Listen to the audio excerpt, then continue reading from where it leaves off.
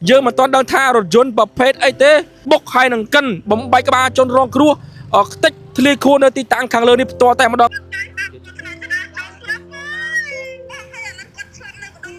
នៅឃុំដែលអត់បងគីឡូម៉ែត្រចន្លោះ23 24បងហ្នឹងហើយបងសម្រួលអារម្មណ៍បងឲ្យសាច់ញាតិគាត់អញ្ជើញមកស្រុកជើងស្វាយបងឲ្យមានហេតុការណ៍គ្រោះថ្នាក់ចរាចរណ៍ដ៏រន្ធត់គណៈពេលដែលបរោះអ្វីចំណាម្នាក់បានបើកម៉ូតូមកសម័យវីខាងលើជារថយន្តបានកិនបំបីក្បាលធ្លាខួរស្លាប់នៅកន្លែងកាត់ខេត្តខាងលើនេះផ្ទាល់តែម្ដងហើយបងសម្រួលអារម្មណ៍បងស្រី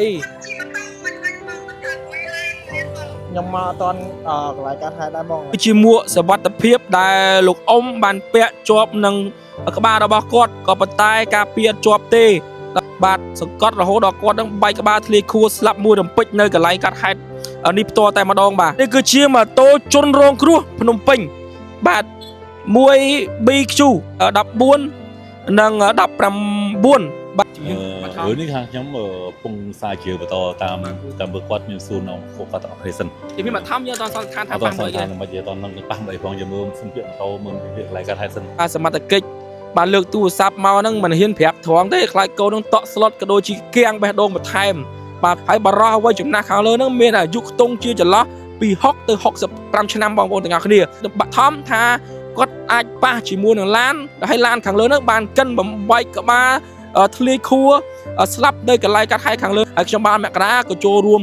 រំលែកទុកដល់ក្រុមគ្រួសារសាច់ញាតិជនរងគ្រោះផងដែរបាទនេះគឺ Power Bank 120,000 mAh brand iMac នេះគឺជា MacBook គឺយើងអាចប្រើប្រាស់បានជាមួយនឹង Power Bank 120,000 mAh brand iMac កម្លាំងសាកចេញវា66វ៉ាត់កម្លាំងថ្មពេញ 120,000 តែម្ដងខ្ញុំធានា3ខែបើបងប្អូនយកទៅមានបញ្ហាមិនកាន់ថ្មដូរថ្មីជូនដោយអត់មានយកអីវ៉ាន់ហ្នឹងមកជួសជុលទេពិសេសឥឡូវយើងកំពុងមាន promotion 120,000 mAhកម្លាំងសាកចេញ66វ៉ាត់យើងបញ្ចុះពី$80មកត្រឹមតែ$49តែប៉ុណ្ណោះបងប្អូនបើយើងអាចតាក់ទងទិញតាមលេខ Telegram របស់បងមករាឬមួយក៏តាម page របស់ iMac និងគ្រប់ page របស់បងមករាបាទសូមគោរពនិងជំរាបសួរទៅកាន់ប្រិមិត្តរបស់អង្គភាពសារព័ត៌មានមករា TV News ទាំងអស់គ្នានៅវេលាម៉ោង 12 លំលងអាទិត្យឈានចូលថ្ងៃទី 18 ខែមករាឆ្នាំ 2026 ដោយរូបខ្ញុំបានមករាកំពុងតែស្ថិតនៅតាមបណ្ដោយផ្លូវជាតិលេខ1ក្នុងស្រុកគៀនស្វាយខេត្តកណ្ដាលនេះផ្ទាល់តែម្ដងដោយមានហេតុការណ៍គ្រោះថ្នាក់ចរាចរណ៍ដ៏រន្ធត់គណៈពេលដែលបរោះអ្វីចំណាម្នាក់បានបើកម៉ូតូមកសម័យវីខាងលើនេះយើងមិនទាន់ដឹងថាទិសដៅពីណាទៅណានោះឡើយទេបានប៉ះពាល់ក៏ដូចជារថយន្តបានកិនបំបែកក្បាលធ្លាយខួរស្លាប់នៅកន្លែងកាត់ហេតុខាងលើនេះផ្ទាល់តែម្ដងហើយបន្តិចទៀតយើងនឹងធ្វើការសាកសួរក៏ដូចជាផ្ដិតរូបភាពនៅទីតាំងកន្លែងកាត់ហេតុនេះផ្ទាល់តែម្ដងបាទពេលនេះគេទេបងប្អូនកង់តើបងតែយើងអត់ច្បាស់ថាឡានហ្នឹងហ្មងព្រោះឡានហ្នឹងពេលខ្ញុំដេញទៅគឺវាគៀខ្ញុំហ្មងគៀបងថ្ងៃបងហ្នឹងហើយកង់ទៅនៅសណ្ដោងឬក៏កង់ទៅនៅសណ្ដោងមើលអាចសុំមើលទីបានបងសណ្ដោងអូសណ្ដោងទូគាត់វាអត់ច្បាស់ថាយើងបាទយើងអត់ច្បាស់ទេណោះយកទៅ37នេះគឺឡានហ្នឹងបាទដេញទៅខ្ញុំដេញដល់វត្តចាប៉ាបានតឡានហ្នឹងទៀតខ្ញុំចេញពីផ្ទះយកលុបពងចេញពីផ្ទះមកតាមឡានហ្នឹងអូតែយើងមិនអាចសន្និដ្ឋានថាឡានហ្នឹងទេឡានហ្នឹងទេបាទតែអត់ឈប់ទេអត់ឈប់ទេបងខ្ញុំដេញអត់ឈប់ទេអត់ឈប់ទេដល់ណាមិនដាច់ដល់វត្តចាប៉ាដល់ឡើងដេញថតដល់ Tiger អូដល់សັບ Tiger បាទលពូឥឡូវយ៉ាងម៉េចលពូបន្ទាប់ពីរឿងរ៉ាវយ៉ាងម៉េចយើងជំនាញបន្ថែមនេះខាងខ្ញុំពងសាជាបន្តតាមមើលគាត់មានសួរនៅគាត់អត់ទេសិនបាទជំនាញបន្ថែមយើងអត់សន្និដ្ឋានថាប៉ះមិនទេមិននិយាយតនឹងប៉ះមិនអីផងយើងមើលសំភារម៉ូតូមើលវាកន្លែងកាត់ហេតុសិនអូដល់កន្លែងកាត់ហេតុយើងវាស់វិញថាទិសដៅរបស់គាត់មកពីណាទៅណាវិញនៅតបានចាច្បាស់លាស់តបានលពូណាស្គាល់តាសញ្ញាគាត់នៅលពូបន្ទោលបញ្ហាតែខ្ញុំបាន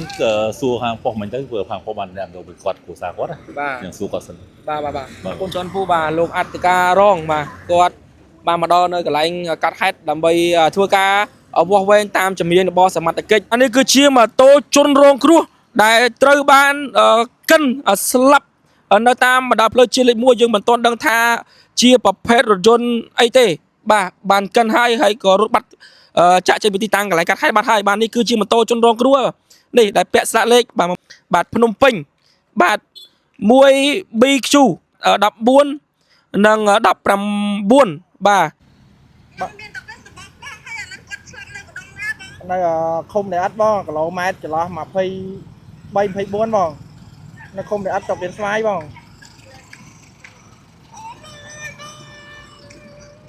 ហ្នឹងហើយបងគាត់មានអាយុប្រហែលប៉ុន្មានវិញបងអ៊ំប្រុសហ្នឹង cọt môi cái bong cọt môi kì nãy bong mày bà nhóm máu toàn nãy bong tay cọt khi mà tôi hay cọt là ai nữa bong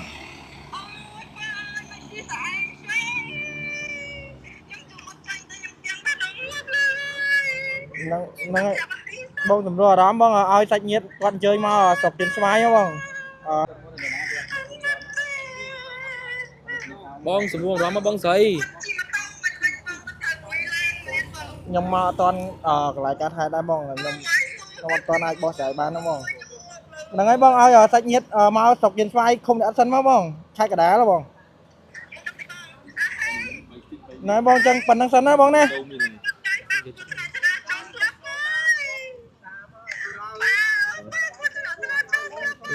គូសាររន្ធត់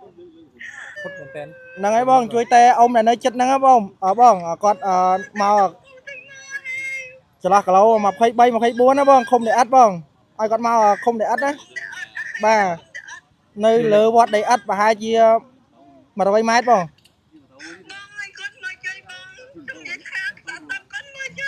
អត់អីទេបងឥឡូវសម្រួលអារម្មណ៍សិនណាបងឲ្យសាច់ញាតិគាត់ជើញមកសិនណាបងចឹងប៉ុណ្្នឹងណាបងណា សំលេងពុតទុកមួយ គាត់នេះគាត់ហ្នឹងបងគាត់យើងអាចសុំឲ្យគាត់អារម្មណ៍គាត់ពងនេះអញ្ចឹងយើងអត់អាចនេះគាត់បានទេ បងខ្ញុំអាចសាកសួរបងទីទៅថាជំនាញដំបូងដែលយើងមកដល់កម្លាំងយើងមកដល់ហ្នឹងថាតើគាត់ប៉ះជាមួយអីដែរបង និយាយទៅយើងមកអត់តាន់តែអញ្ចឹងយើងអត់ហ៊ានថាតែយើងមកដល់ពីប្រជាពលរដ្ឋគាត់ថាប៉ះវិញឡានតែយើងអត់ដឹងថាឡានអីអញ្ចឹងបង បាទបងដឹងថាគោលដៅបាក់ថំរបស់គាត់នឹងចេញពីណាហើយគោលដៅរបស់ម៉ូតូក្បាលម៉ូតូរបស់គាត់នឹងចេញពីណាទៅណាវិញហ្មង អត់តាន់ដឹងច្បាស់ហើយបងអត់តាន់ដឹងយើងអត់ហ៊ានសន្និដ្ឋានបានទេបងអធិស្ឋានបងហ្នឹង បានទេមើលទៅតាមស្ថានភាពនៅទីតាំងកន្លែងកាត់ហែកខាងលើនេះបងយល់គាត់ កូនគាត់ប្រាប់មិន65ហ្មង អូចំណាស់ដែរហើយគាត់បើកបោតាមម្នាក់ឯងយើងមកដល់បង និយាយទៅ